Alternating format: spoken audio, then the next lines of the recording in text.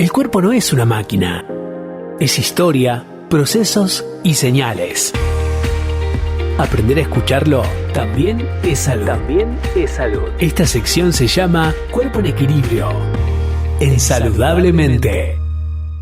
Y en línea con todo lo que venimos compartiendo hoy, hablando de memoria, de cómo recordamos, de cómo acompañamos y de cómo construimos una sociedad más empática e inclusiva, también es importante llevar esa mirada a otro aspecto fundamental de la salud, porque cuando hablamos de bienestar, no solo estamos hablando de lo emocional o lo social, sino también de cómo cuidamos nuestro cuerpo, nuestra mente a lo largo del tiempo. Y ahí aparece un tema clave que es la memoria, la salud cognitiva y cómo envejecemos. Y para hablar de este tema ya estamos en comunicación con el doctor gerontólogo y geriatra Nicolás Giano. ¿Cómo le va, doctor? Buen día, bienvenido, gracias por acompañarnos en este día. Hola, ¿qué tal? ¿Cómo están? ¿Todo bien? Pero muy bien, doctor. Bueno, con ganas de charlar un poco y de conocer, de aprender. Para comenzar, ¿es lo mismo memoria que función cognitiva? ¿De qué estamos hablando exactamente, doctor? Bueno, a ver, memoria y función cognitiva realmente no son lo mismo y confundirlas, digamos, puede hacerte entender mal lo que está pasando, ¿no? La memoria es solamente una parte del problema, nada más. Por ejemplo, muchas veces en la consulta escucho que me dicen, doctor, está perdiendo la memoria, pero cuando empezamos a hablar no es siempre solamente la memoria, sino que es algo más amplio, que es la función cognitiva. La memoria es una parte nada más. La función cognitiva incluye atención, lenguaje, orientación, planificación, toma de decisiones. Y puede pasar, por ejemplo, que recuerda cosas, pero no puede organizarse. O, por ejemplo, sabe quién sos, pero no puede seguir una conversación. O reconoce lugares, pero se desorienta. Entonces, no es solamente el tema, es un tema de memoria, sino que, digamos, hay que entender que es algo más amplio y eso cambia también el abordaje, ¿no? Claro. ¿Y la pérdida de memoria generalmente es inevitable con el paso del tiempo y con el envejecimiento o puede no ocurrir? No, generalmente, a ver, no significa, digamos, ser grande no significa que sí o sí tenga que perder la memoria, ¿no? Hay una idea por ahí muy instalada que te dicen, bueno, es normal que pierda la memoria porque ya está grande. Y no es así. No toda pérdida de memoria es normal, ¿no es cierto? Con el paso del tiempo, por ejemplo, pueden aparecer olvidos leves, más lentitud, más dificultad para encontrar palabras, pero eso no es lo mismo que deterioro. Hay una diferencia que es muy importante también, digamos, en el envejecimiento normal la persona funciona, es decir, sigue manejándose, sigue tomando decisiones, sigue siendo autónoma. Cuando eso cambia ya no es solamente la edad.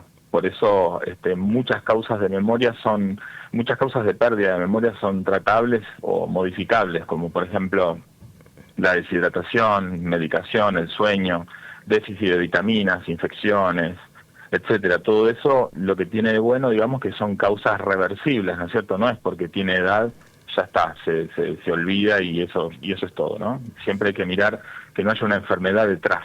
Claro, ¿cuántos factores que veo que usted menciona que por ahí no entramos en conciencia de cuánto afecta a nuestro sistema cognitivo, en este caso, ¿no? Pensando en una persona adulto mayor?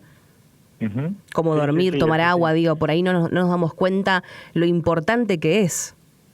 Tal cual, y justamente, digamos, los gerontólogos, lo que nos especializamos más que nada es poder diferenciar lo que es envejecimiento normal y esperable de una enfermedad.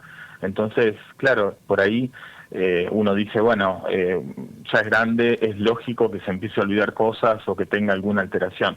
Y sin embargo, una pérdida de memoria no es una enfermedad, ¿no es cierto? Entonces hay que tratarla como tal, no hay que dejarla así a su libre manejo. ¿Y se puede prevenir este deterioro en cierta forma? Sí, a ver, se puede prevenir, claro, pero por ahí no es como normalmente te lo cuentan, ¿no? Porque muchos dicen, bueno, si me va a pasar, me va a pasar, ¿no? Sí. Como si fuera solamente una cuestión de genética o como si no hubiera nada más que hacer, ¿no? Y realmente no es así. Es verdad que no todo se puede prevenir, pero mucho se puede retrasar y mucho se puede mejorar. el cerebro va cambiando con el tiempo, pero también responde a cómo vivís, ¿no es cierto? Entonces, si vos me preguntás, por ejemplo, qué cosas hacen la diferencia, y por ejemplo, dormir bien, mantenerse activo, estimular la mente, tener vínculos, controlar enfermedades, revisar medicación. Es decir, no es una sola cosa, es como el conjunto, ¿no es cierto? No hay una pastillita mágica Claro. que arregle todo, digamos, y que con eso funcione perfectamente bien. Así que bueno, es eso, es como un proceso, digamos, es un conjunto de cosas que hay que hacer como para llegar bien. ¿Y el entrenamiento funciona? El entrenar nuestra memoria, el entrenamiento cognitivo. Hemos visto también en el último tiempo muchos talleres para personas de la tercera edad en donde, se reúnen y comparten, leen historias, juegan a juegos de memoria, están activamente justo moviendo de alguna forma el cerebro y participando socialmente con otros. ¿Eso contribuye también para poder cuidarnos y mejorarnos? Claro, el entrenamiento cognitivo funciona, sí, claro, pero lo tenés que ver en un contexto, es decir, no es solamente el entrenamiento de la memoria. Como vos decías, fíjate que estás mencionando, además del de los juegos de memoria, etcétera, etcétera, fíjate que me estás contando que se reúnen en un lugar, charlan, etcétera. Eso también es entrenamiento cognitivo, digamos, la sociabilización es entrenamiento cognitivo. Entonces, la cuestión acá, por ejemplo, no sé, hay, por ejemplo, aplicaciones, juegos, ejercicios cognitivos, que eso funciona, y por ahí la expectativa es frenar el deterioro, pero el entrenamiento cognitivo en sí no es un tratamiento específico, no detiene la demencia ni lo revierte, pero sí sirve fundamentalmente para estimular, para mantener el cerebro activo, para sostener las funciones, para sociabilizar, pero bueno, eso solo no alcanza, sino que el cerebro necesita, como charlamos recién, movimiento, vínculos, rutinas, sueño, estimulación, todo junto, es un conjunto de cosas. Claro. Bueno, mencionaba la demencia recién, doctor. Esto sí afecta la capacidad cognitiva, ¿no? A largo plazo. ¿A corto o a largo plazo? La demencia es una enfermedad, sí, es una enfermedad. Por eso digo, hay que diferenciar lo que es envejecimiento normal de enfermedad. Entonces, cuando uno habla de demencia, habla de un montón de patologías que provocan como destino final, digamos, la demencia. Pero hay un montón de patologías con nombre y apellido que provocan a la larga el deterioro cognitivo específico. Claro. ¿Y qué rol juegan las emociones, doctor, el estrés o la ansiedad en la memoria? Es un montón. ¿Sí? En general, digamos, si estás estresado o ansioso, por ahí, qué sé yo escucho en el consultorio que me dicen, bueno, estoy más olvidadizo, no me puedo concentrar, y automáticamente esa gente piensa que, bueno, me está pasando algo en la memoria, ¿no? Pero no siempre es la memoria, muchas veces el estrés, es la ansiedad, porque cuando estás así, como que el cerebro, digamos, no deja de pensar bien, sino que entra como en modo alerta, ¿no? Claro. Y en ese estado no prioriza recordar, sino que como que prioriza sobrevivir, ¿entendés? Entonces, esa persona se distrae más, retiene menos las palabras o te cuesta pensar con más claridad. En ese caso, digamos, no es que la memoria falló, digamos, sino que es un cerebro que está como sobrecargado, ¿no? Y el estrés sostenido sí puede afectar la memoria a largo plazo, sí, claro. ¿Y a qué edad más o menos, doctor, comienzan por ahí a aparecer estos episodios, estos pequeños episodios que pueden llegar a desencadenar o una enfermedad o puede ser parte de algo que nos esté faltando? Bueno, a ver, vos sabés que no hay una edad específica que uno pueda decir, mira, a partir de X. Sí. En general, por ejemplo, a ver, te va a sonar por ahí raro, pero el Alzheimer es presenil, es decir, se da antes de llegar a la vejez, a la tercera edad, ¿no? Entonces, puede arrancar antes de los 65 años, por ejemplo, para que tengas una idea. De todas maneras, digamos, o sea, si estás esperando a ser grande para empezar a cuidar tu cerebro, ya llegas tarde, ¿no? En el sentido de que cuando, digamos, si el cerebro, si no se cuida, falla mucho antes. Entonces, la persona por ahí piensan que la salud cognitiva se empieza a cuidar cuando aparece algún tipo de problema, qué sé yo, algún olvido, alguna confusión, cuando algo cambió, pero ahí estás corriendo de atrás, digamos. Entonces, el deterioro cognitivo, digamos, no se empieza a tratar cuando se nota, se empieza mucho antes. Se empieza generalmente desde la mediana edad, qué sé yo, uno puede pensar unos 40, 50 años en adelante. No hay una edad específica, pero básicamente también es algo parecido a lo que charlamos. Digamos, bueno, cómo lo protegemos, ¿no? Lo que charlamos recién, sueño, alimentación, actividad física, estimulación mental, vínculos sociales, tratar de bajar el estrés. Claro, que deberían ser parte de nuestra rutina, porque digo, son cosas que hacemos todos los días, ¿no? Es que si vos te pones a pensar y no estuviéramos hablando del cerebro y estuviéramos hablando del corazón, casi que te diría lo mismo, ¿entendés? ¿Por qué? Porque es todo parte de lo mismo, es parte de nuestro cuerpo, y justamente el cuidado viene por ese lado, ¿no? Uno cuida el cerebro y cuida el resto también, ¿no? Con estas cosas que charlamos así generales. ¿Y la gente se asusta mucho, doctor, cuando comienza a tener estos episodios y se acerca al consultorio? ¿Qué pasa con el miedo? Sí, en general, a ver... porque uno por ahí, doctor, siempre piensa lo peor, ¿vio? Sí. La propia persona en general se acerca tarde y generalmente viene con la familia. Es decir, bueno, desde hace años, por ejemplo, estamos notando que empieza a olvidarse cosas, pero bueno, ahora está más repetitivo, el otro día se perdió, etcétera. Entonces, de nuevo, estamos ahí llegando tarde porque todo lo que es alteraciones de la memoria empieza mucho más temprano y mucho más leve, hasta que empiezan los verdaderos problemas, ¿no? Y sí, por supuesto, llegan asustados, llegan ansiosos, etcétera, porque bueno, es un cambio que también les modifica la vida, no solamente de la persona afectada, ¿no? Sino que modifica el entorno familiar. Porque imagínate que es una persona que ya no se puede cuidar sola, digamos, en algún estado más avanzado, y claro, bueno, alguien lo tiene que cuidar. Entonces empieza como una mecánica familiar de, bueno, a ver quién se hace cargo, cómo hacemos, quién va, quién pasa la mañana, quién pasa la tarde, dejamos una persona, lo llevamos a un geriátrico, ¿me entendés? O sea, es una dinámica que no solamente afecta a la persona en sí, sino que afecta a todo el entorno familiar. E incluso pensaba que hay casos, no sé si serán los menos o qué, pero vale mencionarlos, que se genera aislamiento también en la persona que por ahí empieza a sufrir este tipo de cosas. Digo, aislamiento desde el sentirse que no puede comunicarse y termina decantando también en un poco de depresión, ¿no? Por la situación. Sí, y vos sabés que es como un círculo vicioso, porque el aislamiento deteriora más el cerebro. ¿Por qué? Porque no tiene estímulo, ¿entendés? Entonces, imagínate que se queda en la casa, no sé, mirando la televisión o mirando el techo, y eso hace que el cerebro no tenga estímulo y eso deteriora más todavía. Como charlamos hace un ratito, acordate que todo lo que es el estímulo social, el charlar con otras personas, etcétera, es un ejercicio de la memoria. Y si eso no lo hace y se empieza a retraer, empeora más rápido.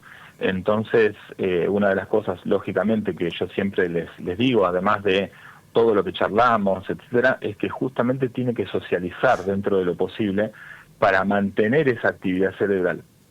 Y después, bueno, hay que ver, hay algunas también personas que se aíslan, por ejemplo, por temas de audición, no escuchan muy bien. En edad avanzada se produce lo que se llama la presbiacusia, que es como la presbicia del ojo, pero en el oído, en el cual escuchan el sonido, pero no pueden entender las palabras, ¿entendés? Entonces, al no poder entender las palabras, sobre todo en lugares donde hay mucho bullicio, por ejemplo, algún restaurante o alguna cosa que hay mucho barullo, no te pueden entender lo que le estás diciendo, que se lo estés diciendo de frente al lado, ¿entendés? Entonces, eso también hace que se aíslen, porque no pueden sostener una conversación porque no entienden lo que están escuchando, ¿entendés? Entonces, es medio como un círculo vicioso que hay que cortarlo de alguna forma para evitar que se siga deteriorando o que se deteriore más rápido, ¿no?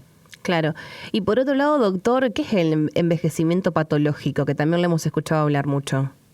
Bueno, el envejecimiento patológico no solamente habla del tema de la demencia, ¿no? Es decir, como charlamos al principio, los geriatras, digamos, podemos diferenciar el envejecimiento normal del envejecimiento patológico. Entonces, podemos decirte que, no sé, determinada cuestión se produce por un tema de envejecimiento normal y no es enfermedad. Por ejemplo, con el tema del sueño, famoso tema del sueño que mucha gente consulta, los adultos mayores en general suelen dormir pocas horas, pero suelen dormir pocas horas, obviamente habrá excepciones, por supuesto, pero en general duermen pocas horas, porque su cuerpo no necesita más de 5 o 6 horas de sueño. Y esto es algo natural, ¿no es cierto? Cuando los bebés son muy chiquititos, por ahí duermen 20 horas por día. Sí, están todo el día durmiendo. Por eso, el adolescente duerme 10, el adulto duerme 8, y el adulto mayor duerme 5 o 6. Y eso no es enfermedad, ¿se entiende? Es un proceso natural y habitual. Entonces, claro, a veces vienen al consultorio y me dicen, no duerme. ¿Pero cuánto duerme? No, desde las 11 a las 5 de la mañana, 6 de la mañana. Bueno, está durmiendo 5 o 6 horas. Es lo que necesita porque su cuerpo no tiene tanto desgaste físico o tanto desgaste mental y recupera claro. En 5 o 6 horas. Entonces, eso no es enfermedad. Algunos otros colegas empiezan con medicación sedante. Entonces, la medicación sedante, tipo las benzodiazepinas, por ejemplo, alprazolam, clonazepam, etcétera, enlentece el pensamiento, entonces empeora la función cognitiva. Claro, se despiertan, duermen más horas, pero se despiertan como más embotados, más perdidos, más lentos en el pensamiento, y es justamente que el medicamento está interfiriendo con una de las funciones normales que tiene el cuerpo. Entonces, no quiero decir que sean malos, ¿no? Sino que, por supuesto, si usados bien, sirven para su propósito, pero ojo con todo lo que son medicamentos sedantes en los adultos mayores, porque y más si tiene algún principio de alteración de la memoria, ojo con eso, porque estás frenando las neuronas, las estás enlenteciendo más con esa medicación. Entonces hay que tener mucho cuidado con eso. Me pasa muchas veces que cuando llegan al consultorio, o sea, primero vemos todo lo que son causas reversibles, ¿no? Porque hay un montón de causas reversibles de trastornos de la memoria. Como te decía, que es una deshidratación, una infección urinaria, una baja de sodio, potasio, una medicación sedante, todo eso hace a que la memoria se altere. Entonces, bueno, tratamos de quitar todas esas trabas, esos frenos, como para ver realmente de base si tiene o no tiene un trastorno cognitivo. ¿Sí? Y bueno, y una vez que se constata, bueno, se empieza con medicación para eso. Pero primero hay que sacarle el freno, ¿no? Porque está como en el freno de mano puesto. Hay que sacar el freno y después vemos a ver cómo queda. Claro, totalmente. Pero me parece muy importante todo esto que usted menciona, ¿no? Desde una infección urinaria hasta tomar agua, hasta dormir las horas que corresponden. Digo, que por ahí tenemos tan normalizado no cumplir con todo eso.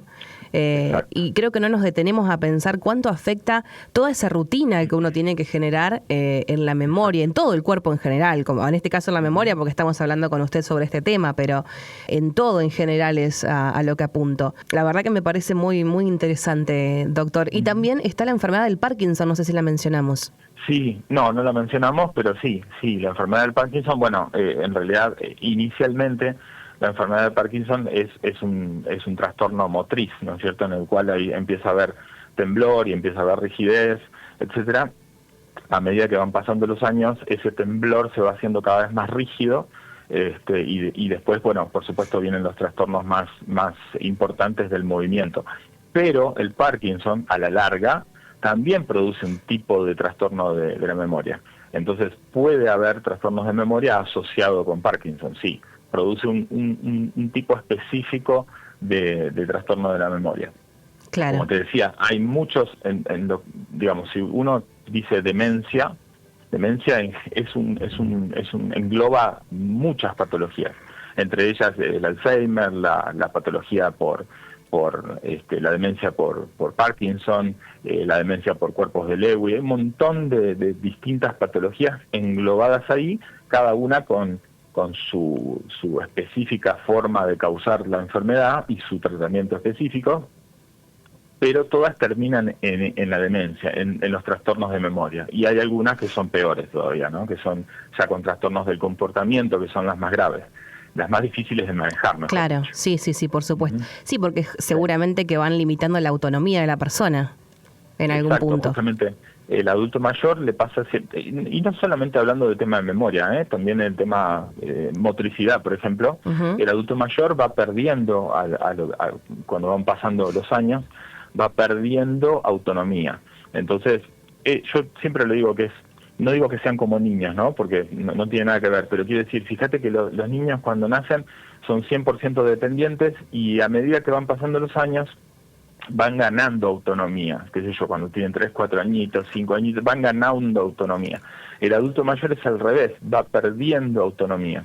Entonces, cada cosa, cada cuestión de autonomía que pierde tiene que ser reemplazada por un cuidador que tiene que estar al lado, o un cuidador familiar, o quien sea, digamos, que lo tiene que ayudar en esa cuestión. Y después por ahí también sucede, no sé, alguna caída, con alguna fractura de cadera, alguna neumonía, alguna infección, lo que sea, Sí.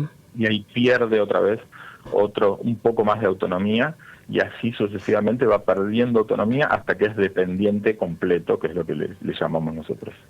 Claro, lo importante es poder reconocer, bueno, lo que está pasando en nuestro cuerpo, pero también que el entorno esté atento a esta persona. La función del entorno debe ser muy importante en todo esto, desde el acompañamiento. A ver, hay una realidad que hay muchos que están solos, eso hay que decirlo, pero ¿cuánto que debe ayudar ese entorno? Y lo que pasa es que el entorno, ojo, porque tanto la persona como el entorno a veces son un poco negadores, en el sentido de, acá no pasa nada, se olvidó alguna cosita, no pasa nada, es cuestión de la edad. De minimizar un poco. Lo minimizan porque saben la que se viene, ¿entendés? Entonces, bueno, qué sé yo, veremos más adelante qué es lo que pasa, pero claro, cuando ya empieza a ser demasiado evidente, no queda otra, o cuando esos trastornos de la memoria empiezan a influenciar sobre todo lo que es las actividades básicas de la vida diaria, la comida, la higiene, el vestido, la medicación, cuando ya no puede comer o prepararse la comida, cuando ya no se baña, cuando ya no se puede higienizar bien, cuando no puede tomar la medicación, etcétera, ahí ya tenés un problema en el cual necesita a alguien que esté al lado para suplir esa función. Entonces, claro, ahí es cuando la familia se revoluciona, cuando empiezan a consultar, etcétera, pero en general eso sucede ya cuando pasaron 4 o 5 años del inicio de la patología. Claro. Entonces, por eso decía insistir en el hecho de empecemos antes, ¿no? En el sentido de retrasemos todo esto, retrasémoslo. Totalmente, incluso es un momento muy difícil para la familia en general, en que uno, bueno, tiene que dejar por ahí un poco de su vida para ocuparse de la persona que sea, ¿no? Que en la familia de la tercera edad que esté atravesando por esto. Pero usted decía hacerse cargo, y hay muchas veces que justamente se sienten un cargo, ¿no? Acompañar la vida de esta persona mayor, en este caso, sea una abuela, sea una tía abuela, lo que fuere, complica mucho, y me imagino que también del otro lado, del lado de la persona mayor, lo feo que se debe sentirse una molestia, ¿no? Sí, eso pasa mucho, en el cual en general los adultos mayores no quieren ningún tipo de asistencia. Ellos no quieren ningún tipo de asistencia porque también es una cuestión un poquito de ego, en el sentido de decir, no, yo sigo siendo autosuficiente, yo quiero seguir manejándome, yo quiero seguir teniendo mi libertad, claro, en el sentido de quiero seguir haciendo mi vida, etcétera. Sin embargo, ahí también hay un poquito de negación, en el sentido de, fíjate que no estás pudiendo hacer determinadas cosas y necesitas ayuda en esto.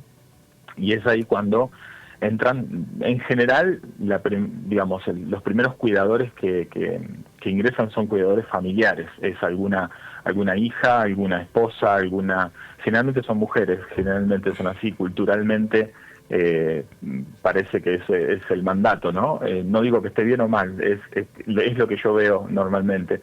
Y esa persona suele empezar como es algo que empieza, muy, muy relativo, muy poquitas horas, pero se va complejizando con el paso de los meses o los años.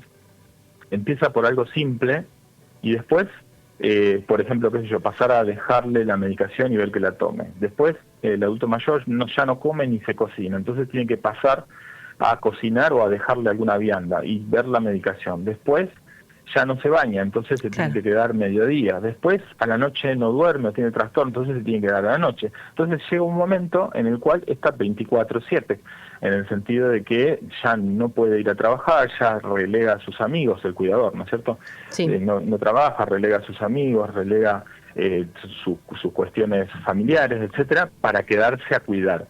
Y llega un momento que, lógicamente, ninguna persona puede soportar 24/7 estar al cuidado de una persona. Es muy difícil eso, y más con algún trastorno cognitivo, y más si llega a ser algún trastorno cognitivo con trastornos de la conducta. O sea, sí. Tengo muchos recuerdos muy difícil. Y muchos casos en donde, personas que transitan, por ejemplo, por la enfermedad del Alzheimer, que terminan desconociendo a la misma familia, o hasta generando episodios de violencia frente a esa familia que los está cuidando. Y lo visibilizo simplemente para contar qué pasa y que son cosas que atraviesan las familias y que afectan a las dos partes, creo yo. Sí, claro, sí. Digamos, por suerte hay formas, digamos, por lo menos en las patologías, digamos, más agresivas o más en las demencias frontotemporales. Las demencias frontotemporales son las más complicadas de manejar, porque no solamente hay olvidos, sino que hay trastornos del comportamiento, es decir, violencia física, verbal, desinhibición, ¿entendés? Entonces, son las más difíciles de manejar y las que por ahí más requieren medicación como para tener controlada la situación. Porque nosotros tenemos el lóbulo frontal, que es el lóbulo que controla, que es el lóbulo que nos sociabiliza, digamos, y tenemos el cerebro más primitivo, ¿no es cierto?, de las emociones más fuertes. Todo cuando hay una demencia que es la frontotemporal, el lóbulo frontal no funciona bien.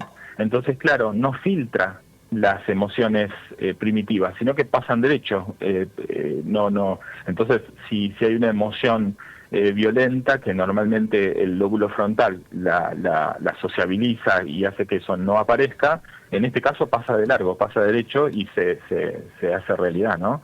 Lo mismo la desinhibición, etcétera. Todas esas cuestiones, el lóbulo frontal no está funcionando y digamos, sale a la luz, sale a la realidad. Por suerte, desde un tiempo a la fecha ya hay varios medicamentos que pueden controlar eso. No lo curan en absoluto, pero lo pueden controlar. Claro. Doctor, la verdad que un placer charlar con usted. Nos ha ayudado a recorrer un poco este camino de hablar de salud cognitiva y memoria, justamente en tiempos donde creo que es importante poder frenar y hablar de las cosas con calma y en tranquilidad. Yo me olvidé de preguntarle su matrícula, doctora, si sería tan amable de contarme. Sí, no, 108-691. Perfecto. Bueno, para también tener un respaldo, ¿no? Desde el lugar en el que estamos hablando. Así claro. Que, ¿quedó algo por mencionar acerca de este tema o cree que ya lo abordamos bien? Creo que abordamos todo. La verdad que hay un montón de situaciones especiales. En mi Instagram tengo un montón de gente que consulta todos los días y son situaciones específicas y especiales. Pero muy a grandes rasgos hemos tocado bastantes temas de la memoria. Perfecto, doctor. La verdad que agradecida de este contacto y lo esperamos cuando quiera para poder seguir charlando de salud. Muchas gracias. Perfecto. Te mando un beso. Hasta luego. Gracias. Charlábamos con el doctor Nicolás Giano. Él es geriatra, médico geriatra y gerontólogo y nos acompañaba en esta sección que se llama Cuerpo en Equilibrio. Salud no es solo ausencia de enfermedad. Es prevención, movimiento, cuidados y hábitos. En Cuerpo en Equilibrio hablamos de prevención, tratamientos y calidad de vida. Esto es Saludablemente. Salud integral, posible y accesible.